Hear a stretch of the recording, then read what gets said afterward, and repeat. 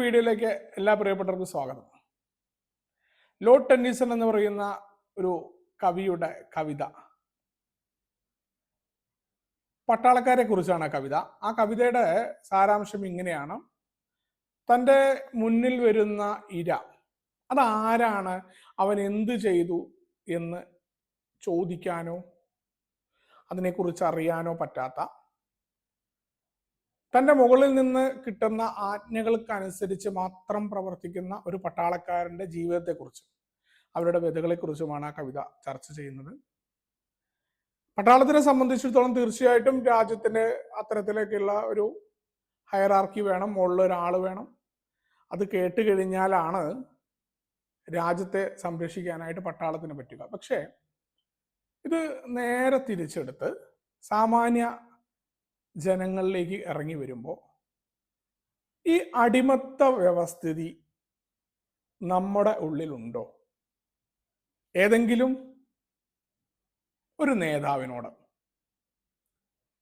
ഏതെങ്കിലും ഒരു സിനിമ നടനോട്,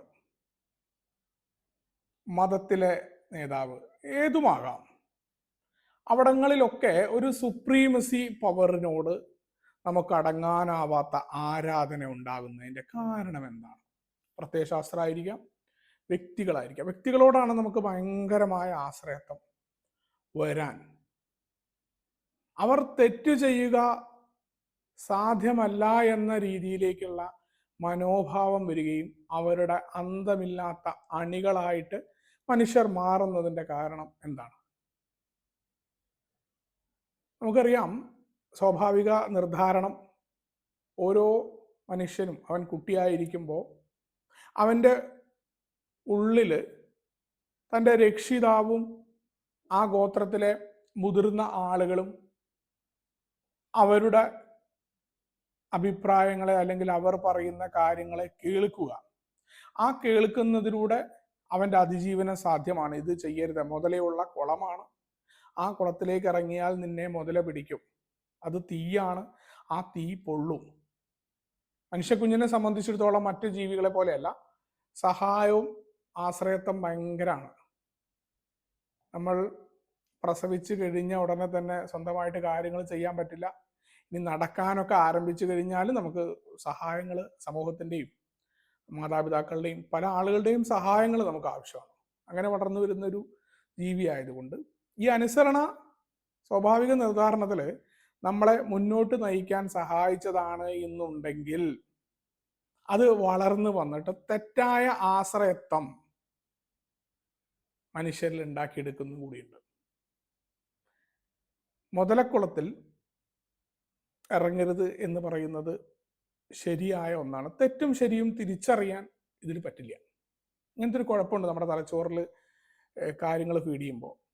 ഇതേ സമയം പൗർണമിയുള്ള ഒരു ദിനം, ആ പൗർണമി ദിനത്തിൽ നീ ഒരു മൃഗത്തെ ബലി കൊടുത്താൽ നിന്റെ വിളയ്ക്ക് നല്ല മഴ കിട്ടും എന്ന് പറഞ്ഞു തരുന്നുണ്ടെങ്കിൽ ഇതിലെ ശരിതെറ്റുകൾ അറിയില്ല, ഇത് വിശ്വസിക്കുകയാണ് തലച്ചോറ്. തീർച്ചയായിട്ടും നമ്മുടെ മുന്നേ ഉള്ള ആളുകൾ പറഞ്ഞു തന്നാണ്. തെറ്റായ രീതിയിലേക്കുള്ള ഒരാശ്രയത്വം വരും.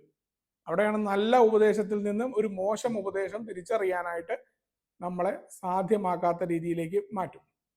അപ്പം അതിനെക്കുറിച്ച് നരവംശാസ്ത്രജ്ഞനായ പാസ്കൽ അവരുടെ പഠനം ദ റിലീജിയൻ എക്സ്പ്ലൈൻഡ് എന്ന് പറയുന്ന ഒരു പുസ്തകമുണ്ട്. അതിൽ എങ്ങനെയാണ് ഇതിൻ്റെ പരിണാമം ഉണ്ടായത്, എങ്ങനെയാണ് മനുഷ്യരിങ്ങനെ അന്ധമായിട്ട് എത്ര ചെറുപ്പത്തിൽ തന്നെ പല കാര്യങ്ങൾ, അന്ധമായ വിശ്വാസം നമ്മളിലൊക്കെ രൂഢമൂലമായിട്ട് വരുന്നത് എന്നുള്ളത് പറയുന്നുണ്ട്. നേരത്തെ പറഞ്ഞ രീതിയിൽ നല്ല ആശ്രയത്വങ്ങൾ ഉണ്ടെങ്കിലാണ് സമൂഹത്തിൽ നമുക്ക് മുന്നോട്ട് പോകാനായി പറ്റൂ. പക്ഷെ നമ്മൾ നല്ല ആശ്രയത്വത്തിൽ നിന്ന് മാറിക്കൊണ്ട് തെറ്റായ കാര്യങ്ങളെ ചോദ്യം ചെയ്യാതെ അനുസരിക്കണം. നമ്മൾ വീട്ടിൽ നിന്ന് പഠിപ്പിക്കുന്ന കാര്യമാണല്ലോ. കുട്ടികളോട് കാര്യം പറഞ്ഞ് മനസ്സിലാക്കില്ല, നീ ചോദ്യം ചെയ്യേണ്ട, ഞാൻ പറഞ്ഞത് അനുസരിച്ചോന്നാ. ഇതെന്തുണ്ടാവുന്നത്? ഈ ഒരു അനുസരണയാണ് സദാചാരം എന്ന പേരിലൊക്കെ നമ്മൾ പലപ്പോഴും തെറ്റായ രീതി, നമ്മുടെ സമൂഹം തെറ്റായ രീതിയിലേക്ക് എത്തിപ്പെടുകയും എന്നിട്ട് നമ്മൾ പറയും പണ്ടത്തെ മൂല്യങ്ങളില്ലാത്തത് കൊണ്ടാണ്. അതല്ല യഥാർത്ഥത്തിലെ മൂല്യങ്ങളുടെ തകർച്ചയല്ല നമ്മുടെ കുഴപ്പം. നമ്മൾ ശരികളും തെറ്റുകളും കൃത്യമായി വേർതിരിച്ച് അവരെ അറിയാൻ പ്രാപ്തമാക്കിയിട്ടില്ല. നമ്മുടെ ഉള്ളിലില്ലേ എന്നുള്ളത് നമ്മൾ ആലോചിച്ച് നോക്കണം. അന്ധമായി ഏതെങ്കിലും ഒരു നേതാവിനോടുള്ള അടിമത്വം നമുക്കൊന്നും ഉണ്ടായിട്ടില്ലേ? ഏതെങ്കിലും ഒരു പ്രത്യയ ശാസ്ത്രത്തോട്? അങ്ങനെ ഒരു നേതാവിനോട് നമ്മളെ സംബന്ധിച്ചിടത്തോളം അവർ പറയുന്നത് ചെയ്യുന്നത് മാത്രം ശരിയായിട്ട് മാറുകയാണ്. അവർ സുപ്രീം അതോറിറ്റി ആയിട്ട് മാറുകയാണ്. അതുകൊണ്ടാണ് നേതാവിന് ലോകത്തില് ഹിറ്റ്ലർ അടക്കമുള്ള ആളുകൾ എതിർപക്ഷത്തെ ഒരു ജനവിഭാഗത്തെ ശത്രുവാക്കി നിർത്തി. ശത്രുവാക്കി നിർത്തിയപ്പോ പറഞ്ഞിട്ടുണ്ടായിരുന്ന വാഗ്ദാനങ്ങള് അവരുടെ ഭൗതികമായ കാര്യങ്ങൾ ഞാൻ നിങ്ങൾക്ക് തരാം എന്നാണ്. പല കാരണങ്ങൾ നേതാക്കന്മാര് വളർന്നു വരുന്നതിന്റെ ഭാഗമായിട്ട് പറയണം. ഒന്ന്, അടിസ്ഥാനപരമായ നമ്മുടെ ഉള്ളിലെ ഭയം. നമുക്ക് ചെയ്യാൻ പറ്റാത്ത പല കാര്യങ്ങളും ചെയ്യുന്ന ആളോടുള്ള ആരാധന. അപ്പൊ നമുക്ക് അത്തരം ഒരാളുടെ കൂടെ നിന്നാൽ നമുക്കും എന്തൊക്കെയോ നേട്ടമുണ്ട്, ഞാനും ഒന്ന് റെക്കഗ്നൈസ് ചെയ്യും എന്ന കാര്യം. ഒരു അണി പലപ്പോഴും ആ നേതാവിന്റെ പിന്നാലെ ഇങ്ങനെ ഒരു ഒബീഡിയന്റ് ആയിട്ട് നടക്കുന്നതിന്റെ കാരണം നാളെ എനിക്കൊരു നേതാവാകാം, അല്ലെങ്കിൽ എൻ്റെ ആള് എനിക്ക് വേണ്ടതൊക്കെ തരും. അയാളുടെ ഒപ്പം നിൽക്കുമ്പോൾ അനുഭവിക്കുന്ന വൈകാരികമായ ഒരു സുരക്ഷിതത്വം ഉണ്ട്. അതുകൊണ്ടാണ് വീണ്ടും വീണ്ടും അണികൾ ഉണ്ടായിക്കൊണ്ടിരിക്കുന്നത്. എന്തു പറഞ്ഞാലും അന്ധമായിട്ട് ചോദ്യം ചെയ്യാതെ അനുസരിക്കുന്ന അടിമത്ത മനോഭാവം. ഈ അടിമത്ത മനോഭാവമാണ് ഇന്ന് സമൂഹത്തിൽ മറ്റു ആളുകളെ ബുദ്ധിമുട്ടിക്കുന്ന ഗുണ്ടാ സംഘങ്ങൾ തൊട്ട് എന്ത് പേക്കൂത്തുകളും നടത്താനും എന്തു പറഞ്ഞാലും അനുസരിക്കുന്ന മറ്റു മനുഷ്യരുടെ സമാധാനത്തെയും അവരുടെ സ്വസ്ഥമായ ജീവിതത്തെയും എല്ലാം തടസ്സപ്പെടുത്തുന്ന രാഷ്ട്രീയ മനുഷ്യനെ നന്നാക്കുന്ന പ്രവർത്തികൾക്ക് പകരം മറ്റുള്ളവർക്ക് ഉപദ്രവകരമാകുന്ന രീതിയിൽ ഒരു വാക്ക് കേട്ട് തൻ്റെ ആശയങ്ങളുടെ എതിരെ നിൽക്കുന്നവനെ കൊല്ലാൻ മനുഷ്യനെ പ്രാപ്തമാക്കുന്നത് എന്ന് പറയുന്നത്. ഏത് രീതിയിലാണ് നമുക്കുണ്ടാകുന്ന മാറ്റം നമ്മൾ ആലോചിച്ച് നോക്കണം. നമുക്ക് ഏതൊരു പ്രത്യയശാസ്ത്രത്തിൽ വിശ്വസിക്കാനും ഏതൊരു മനുഷ്യനെയും നമുക്ക് കാണാനും ഒക്കെ പറ്റും. പക്ഷെ എവിടെയാണ് നമ്മൾ അന്ധമായിട്ട് പോകുന്നത്? അയാൾക്ക് തെറ്റുപറ്റുക സാധ്യമല്ല എന്ന രീതിയിലേക്ക് പോകുന്നത്. നമ്മുടെ ജന്മനാ ഉള്ള ആശ്രയത്വ മനോഭാവത്തെ നമ്മൾ എന്തിനാണ് മറ്റൊരാളുടെ കാൽക്കൽ അടിയറ വെക്കുന്നത്? ഒരു സൈഡിൽ നമ്മൾ അടിമത്തം തീർന്നു എന്ന് പറയുന്നുണ്ട്. നമുക്ക് അടിമത്തം യഥാർത്ഥത്തിൽ തീർന്നോ? നമ്മൾ എന്തിൻ്റെയൊക്കെയോ അടിമകളാണ്. ഇവിടെ ഞാൻ പറഞ്ഞു വെക്കുന്നത് അരാജകവാദമല്ല. ഒരിക്കലും നമുക്ക് അരാജകവാദത്തിന് സമൂഹത്തെ മുന്നോട്ട് കൊണ്ടുപോകാൻ പറ്റില്ല. എല്ലാത്തിലും നല്ലവരും ചീത്തയും ഉണ്ടെങ്കിൽ നമ്മൾ വിശ്വസിക്കുന്ന ഒരു നേതാവ് അയാൾക്ക് തെറ്റുപറ്റുക സാധ്യമല്ല എന്ന് പറഞ്ഞുകൊണ്ട് ന്യായീകരിക്കേണ്ട ഒരവസ്ഥ, ഇത് എവിടെ നിന്ന് നമുക്ക് വന്നു എന്നുള്ളതാണ്.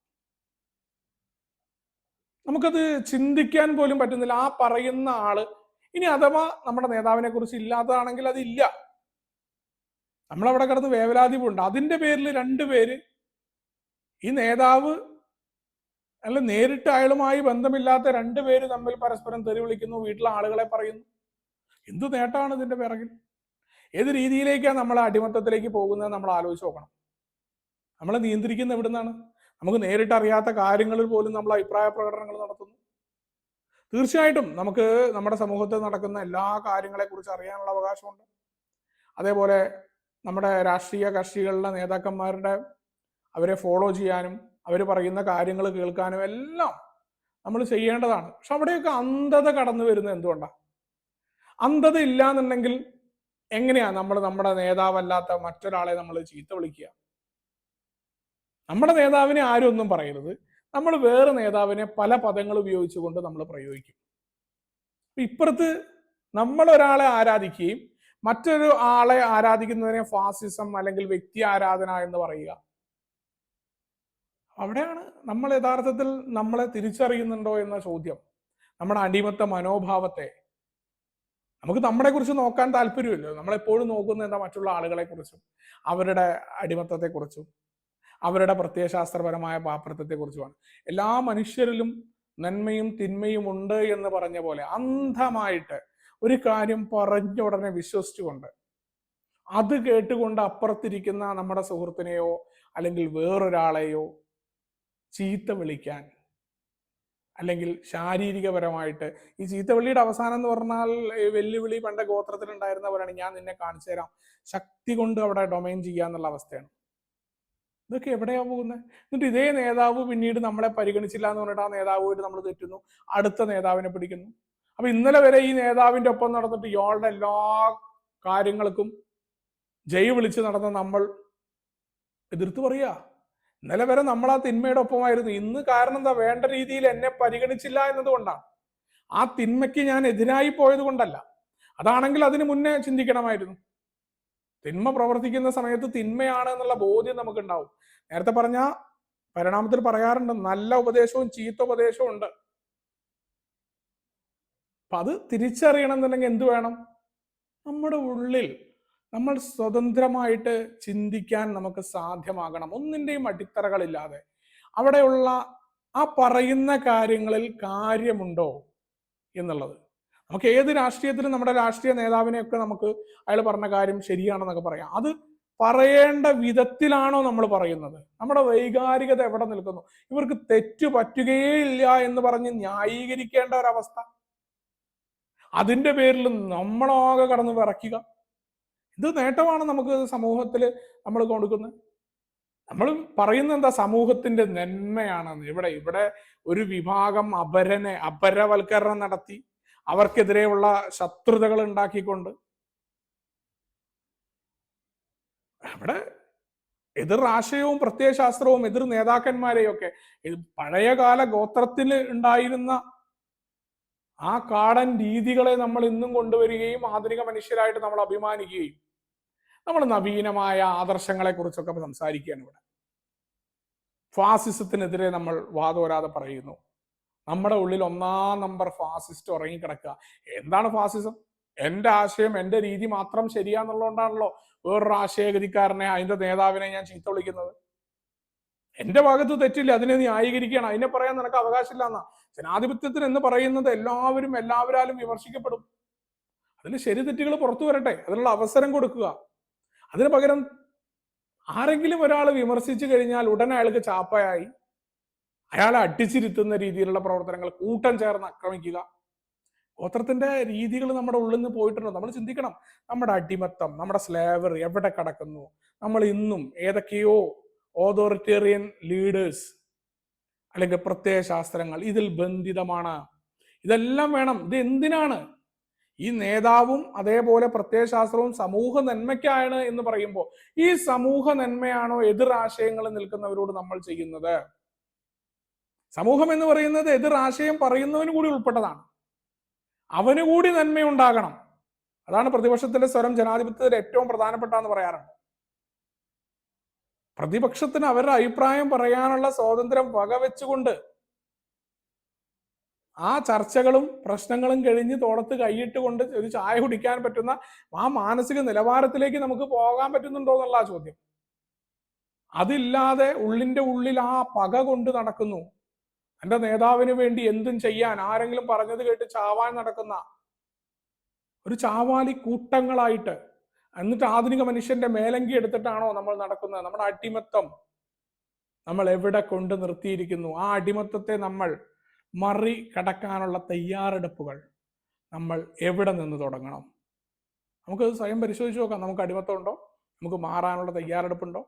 നമ്മൾ ഓരോ കാര്യവും യുക്തിഭദ്രമായിട്ട് ഈ കാര്യങ്ങൾ നടക്കുന്ന രീതിയിലാണോ എന്ന് ഒന്ന് സ്വയം പരിശോധനയ്ക്ക് വിധേയമാകണം എന്ന് ഒരു അഭ്യർത്ഥന നടത്തിക്കൊണ്ട് ഞാൻ ഇന്നിവിടെ നിർത്തുകയാണ്. നിങ്ങളുടെ അഭിപ്രായങ്ങൾ അറിയിക്കുക. താങ്ക് യു എന്നെ കേട്ടിരുന്നതിന്.